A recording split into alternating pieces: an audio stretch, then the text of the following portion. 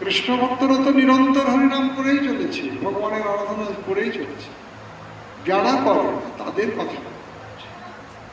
অর্থাৎ এই জগৎ সংসারের মধ্যে থেকে যত দুঃখ আসুক, কষ্ট আসুক, যত যন্ত্রণা আসুক, রোগ আসুক, শোক আসুক, তাপ আসুক, জ্বালা যন্ত্রণা আসুক, ওর মধ্যে থেকে সুখ খুঁজবে সে।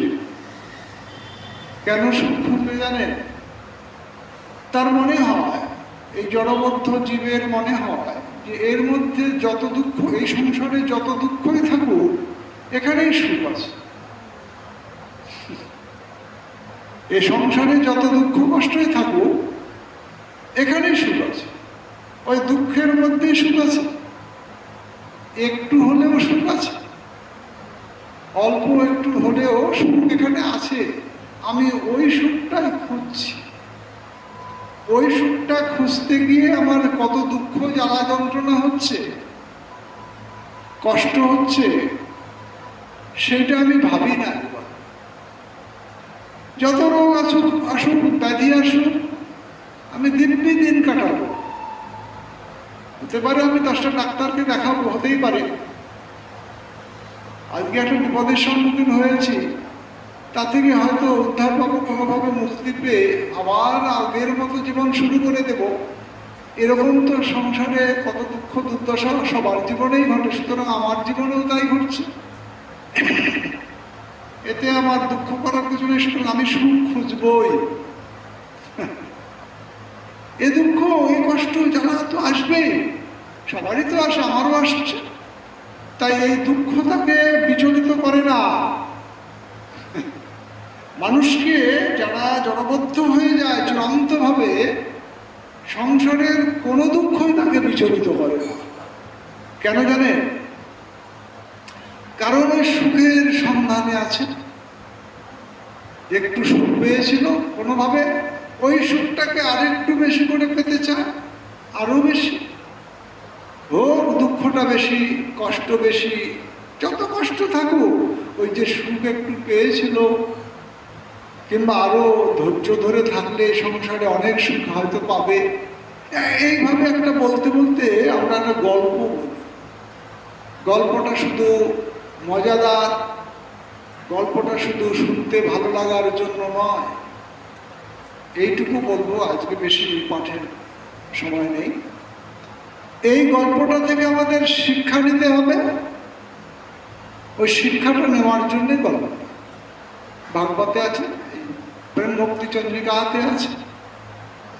আমরা সেই গল্পটা থেকে কি শিক্ষা পাব,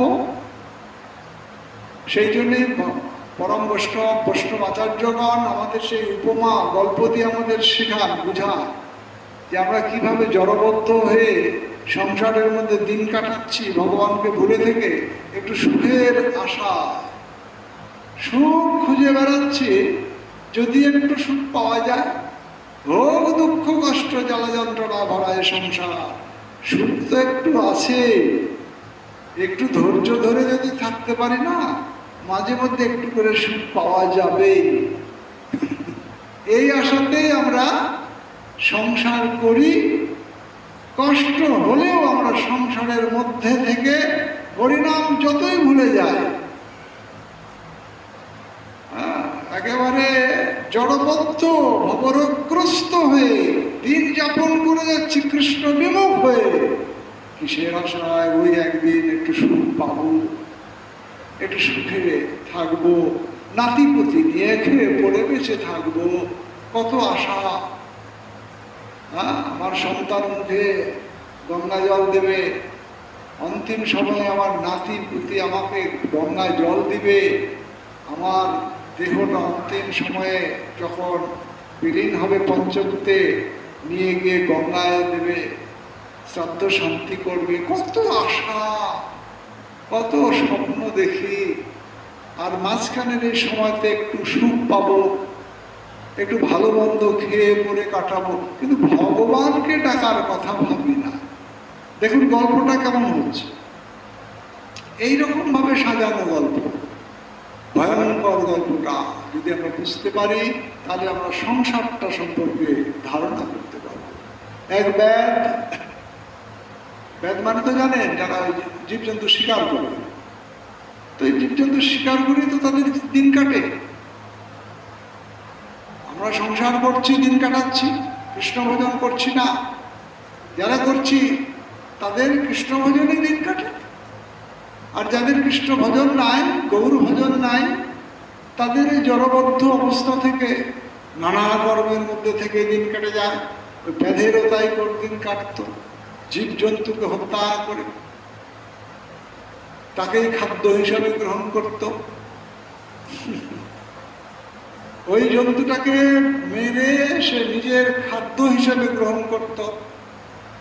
অন্য একটা পশুর দেহ দিয়ে নিজের দেহকে পুষ্ট করা, সুগঠিত করা, সবল করা, সুখী করা, এই ছিল তার ধ্যান, এই ছিল তার কর্ম, নিত্যদিনের কর্ম।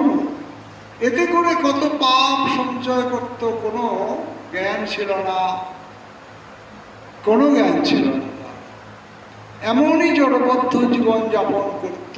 কারো যে একটু সৎ পরামর্শ পাবে সে সুযোগও ছিল না। এমনই জড়বদ্ধ জীবন যাপন। দেখুন, করতে করতে একদিন ওই পাখি টাখি মারে তো, জীবজন্তু শিকার করে, করতে করতে জঙ্গলের ভিতরে ঢুকে গেল। ঢুকে গিয়ে দেখে একটা মানে ঝোপঝাড়ে ঢাকা একটা পুরনো কুয়া থাকে না, পচা কুয়া টুয়া থাকে তো, অনেক পুরনো, আর ব্যবহার হয় না, নিচে পচা জল আছে, সাপ পোকামাকড়ে হয়তো ভর্তি হয়ে আছে, আর উপরে তো লতা পাতা ঢাকা, কে আর দেখতে পাচ্ছে ওটা? বলে সে ওই দেখতে দেখতে গাছের দিকে পাখি ওইটা দেখতে দেখতে যাচ্ছে, আর ওই গর্ত বা কুয়ার কথা তার মনে নাই। সে গিয়ে ওই কুয়ার মধ্যে পড়ে গেল। দেখুন কি অবস্থাটা তার। কুয়ার মধ্যে পড়তে গিয়ে তার ওই হাতের যে জিনিসগুলো ছিল, ওই গুলতি বলে, ওগুলো সব ফেলে দিল। ও তখন বাঁচার চেষ্টা তো, তখন ওই ঝোপঝাড় ধরে ওই লতা পাতা ধরে ঝুলছে, লতা পাতা ধরে ঝুলছে কুয়ার মধ্যে। দেখছে নিচে তাকিয়ে দেখে পুরানা কুয়া, অনেক পচা জল, দুর্গন্ধ বেরোচ্ছে, কবেকার কুয়া, ভাঙা পচা। এবার চিন্তা করলে এই কুয়ার মধ্যে যদি আমি লাফ দিই আর কোনোদিন উঠতে পারবো না। বিষাক্ত হয়তো জলে ভর্তি হয়ে আছে, ঝুলছে, লতা পাতা ধরে ঝুলছে। নিচে তাকিয়ে দেখে, ভালো করে তাকিয়ে দেখে, আবার বিষধর সাপ ফোনা তুলছে, বড় বড় সব সাপ ওই কুয়ার মধ্যে। হ্যাঁ, বড় বড় সব সাপ, সব ফোনা তুলছে। তখন ভাবছে যে এই সাপগুলো তো আমাকে এখন খেয়ে ফেলবে, আমি যদি নিচে লাফ দিই তাহলে সাপগুলো আমাকে দংশন করবে, নিচে পড়লেও আমার বিপদ। এবার উপরের দিকে তাকিয়ে দেখে যে গাছের ডালপালাগুলো এসে ঝুঁকে আছে, ওই গাছের যে ডাল ধরে ঝুলছিল, ওই গাছটাকে এবার একটা হাতি এসে ওই গাছটাকে সুর দিয়ে পেঁচিয়ে গাছটাকে উপরে ফেলে দিচ্ছে। ও চিন্তা করলো, এখন যে আমি উপরে উঠবো, ওই হাতি তো আমাকে পিষে মেরে ফেলবে। উপরেও মরণ, নিচে মরণ, উপরে মরণ আরো আছে। তো চিন্তা করলো যে এখন তো মহা মুশকিল, আবার বাঘ সিংহ চারদিকে ছুটে বেড়াচ্ছে, তারাও তো এসে মানুষের গন্ধ পেলে তো চলে আসবে। তাহলে আমি যদি এখন উপরে যাই সেখানেও বিপদ, আমাকে বাঘে খেয়ে ফেলবে। আবার আমি যদি কুয়ার মধ্যে ঝাঁপ দিই, লাফ দিই, সেখানেও বিপদ, সাপের মুখেই গিয়ে পড়ে যাবে। এবার ঝুলছে, ঝুলতে ঝুলতে উপরে তাকিয়ে দেখে ওই যে ডাল ধরেছিল সেই ডালটা আবার দুটো ইঁদুর কেটে দিচ্ছে। বিপদ কত রকম, অনেক বিপদ। তবু সে কি করছে দেখুন ভালো করে। তখন থেকে দুটো ইঁদুর, বড় বড় গেছো ইঁদুরগুলো, হয় না বড় বড় ইঁদুর, ওই ইঁদুরগুলো কাটছে ডালটা। দুটো ইঁদুর একসাথে কাটছে, কাটতে কাটতে দেখতে পরে পড়ে যাবে, ডাল ভেঙে পড়ে যাবে। মানে ও তো তার মধ্যে ঝুলছে ভারী, গাছটা ডাল ভেঙে ওদিকে হাতি তো আছে, চেষ্টা করে যাচ্ছে শিকড় শুদ্ধ তুলে ফেলা। মানে ওর বিপদ কত রকম, দেখুন কত রকম বিপদের মধ্যে পড়েছে। একটু ভাবুন, সংসারেও আমাদের এরকম অনেক বিপদ আছে। এবার চিন্তা করছে, তবু ভগবানকে একবারও ডাকছে, কেন তো কোনোদিন ডাকেন, জানে না। ও চিরকাল শুধু এই পশু মেরেছে, চিরকাল পশু পাখি এগুলো মেরে খেয়েছে। ভগবান কি জিনিস শোনেও নি কারো কাছে, জানে না। ফলে যে বিপদে যে ভগবানকে ডাকতে হবে এই জ্ঞানটুকুও হয়নি। সে বিপদে শুধু তাকাচ্ছে এদিকে উপরে একবার, তাকাচ্ছে নিচে একবার, আবার দেখে ওদিকে হাতি, ওদিকে বাঘ। হ্যাঁ, উঠে যে যাবে, উপরে উঠে গেলেও রক্ষা নাই, নিচে পড়বে সেখানে রক্ষা নাই, যাবে কোথায়? এমন সময়ে মহা বিপদের মধ্যে পড়ে গেল যে আজকে আমি শেষ, জীবন আমার আজকেই শেষ হয়ে যাবে। এমন করে ওই গাছের দিকে ডালে তাকিয়ে দেখে যে একটা মৌচাক, মৌচাক ঝুলছে মধুতে ভরা,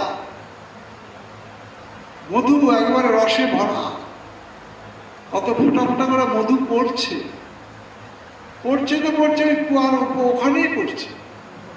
আগে খেয়াল করেনি, পরে একটু লক্ষ্য করলো যে বা ওখানে তো বেশ মধু আছে, পড়ছে তো একেবারে মুখের সামনে। তখন একটু এগিয়ে গেল, গিয়ে জিভটা বের করে দিল, জিভটা একটু লম্বা করে বের করে দিয়ে ওই মধুটা খাওয়ার চেষ্টা করছে। হ্যাঁ, অথচ ভুলে গেল বিপদের কথা। দেখুন বিষয়টা, এটা তো বুঝতে হবে। এত বড় বিপদের মধ্যে ওই মধুর লোভ সামলাতে পারেনি। ভগবান তো দূরের কথা, ভগবান তো বাবা। এবার ওই মধুটা দেখছে যে বাহ, মধু তো ভালোই, একবার টাটকা মধু, হ্যাঁ, ওই মৌচাক থেকে পড়ছে। তখন ওই একটু জিভটাকে লম্বা করে বের করে দিয়ে ওই মধুটা খাচ্ছে। এক ফোঁটা করে মধু পড়ছে আর জিভের উপরে পড়ছে, আর জিভেটাকে বেশ সুন্দর করে মুখের মধ্যে ঘুরিয়ে আস্বাদন করছে। বা কি সুন্দর মিষ্টি, এত সুন্দর মধু তো পাওয়াই যায় না। বা কি আনন্দে আছে ভাবুন। এত দুঃখ কষ্ট, এত জীবন সংসার, যে কোনো মুহূর্তে মারা যাবে, নিচে পড়লে ঝুলে আছে, কখন ইঁদুরের কাটা শেষ, ও সাপের মুখে পড়বে, ওই কথা ভুলে গেল। সাপের মুখে পড়বে, কতগুলা সাপ আছে, ওই কথা সে ভুলে গেছে। হাতির কথা, বাঘের কথা ভুলে গেছে। ওদিকে ইঁদুর কেটে দিচ্ছে ডাল, তার কথাও ভুলে গেছে। এখন মধুর কথাও শুধু ভাবছে। ফোটা ফোটা করে মধু পড়ছে, বলতে এই মধু তো ছাড়া যাবে না। বাজারে কিনে খেতে গেলেও তো অনেক টাকা দাম, মধু পাওয়া যায় না ভালো মধু। সুতরাং এখন বিনা পয়সায় আমি পাচ্ছি, তাহলে কেন খাবো না? ফলে ফোটা ফোটা করে মধু পড়ছে আর জিভটাকে ঘুরিয়ে বেশ আস্বাদন করছে। কত মিষ্টি মধুর, বাহ কি সুন্দর মধুরে ভাই। মধুর চিন্তায় তখন ওর দুঃখই ভুলে গেল। একটু পরে যে সে মারা যাবে, অল্প সময়ের মধ্যে তার মৃত্যু এসে হাজির হয়ে যাবে, ওই কথা সে ভুলে না। আমরাও তাই। ওই গল্পটা আমাদের জীবনেও সত্য, আমরা ওগুলো ভাবি না, তাই না? আমরা বাজার থেকে বস্তু ক্রয় করে আনছি, ওই পশু পাখি কত হত্যা করে আনছি, তাই না?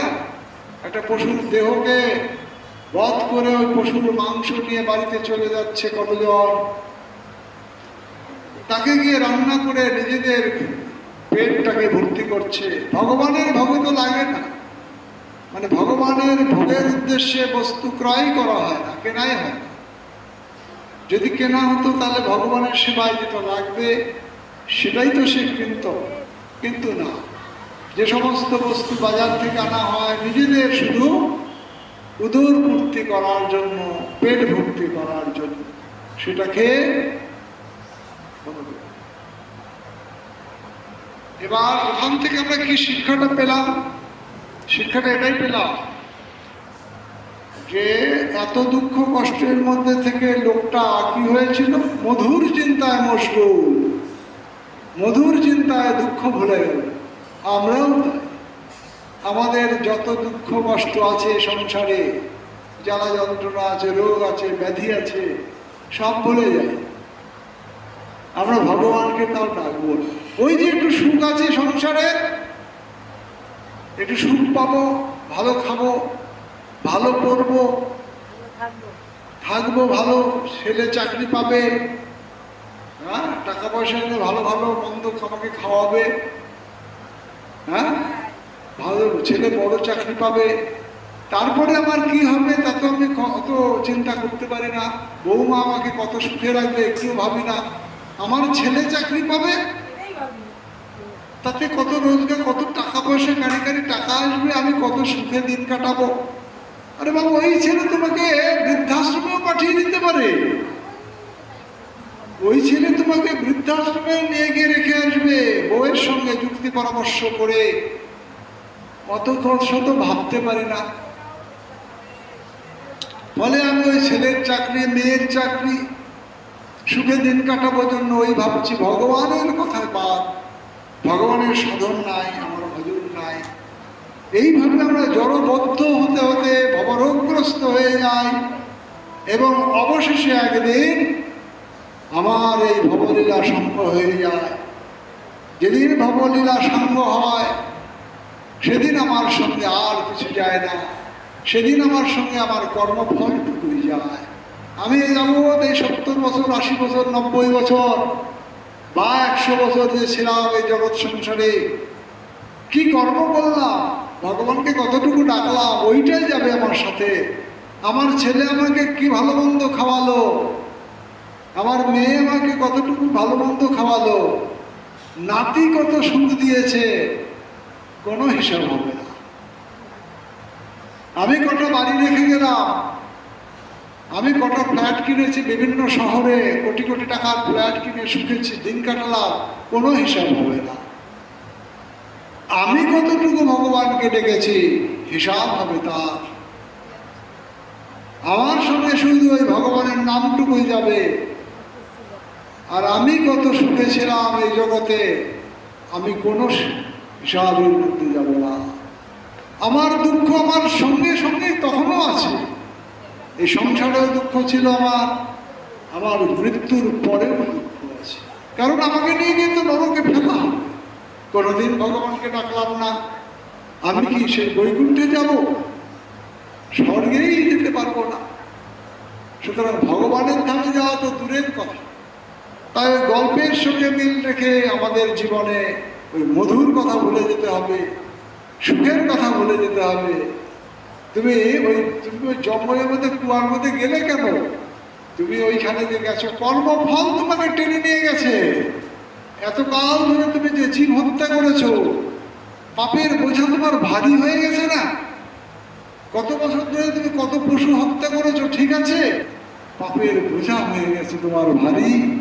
তাই তোমাকে নিয়ে গন্ধকূপের মধ্যে ফেলেছে ভগবান। যাও এবার সাপের মুখে পড়ো, হাতির মুখে, ভাল্লুকের মুখে, হ্যাঁ, ওই মধুর নেশায় তুমি মশগুল হয়ে থাকো। তোমার অন্তিম মুহূর্ত চলে আসবে, ওখানেও তোমার হরিনাম আসবে না মুখে। তা আমাদের সংসারের মধ্যে থেকেও যদি একই রকম করি, তাহলে আমাদের মূর্খতা, আমাদের অজ্ঞতার আর শেষ নাই। ওই ব্যাধের মতোই জীবনযাপন করছি।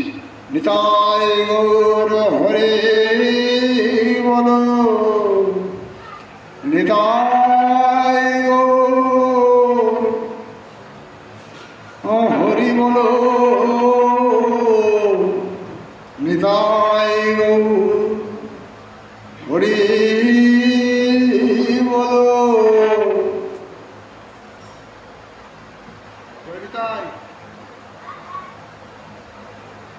জয় জয় রাধে কৃষ্ণ গোবিন্দ।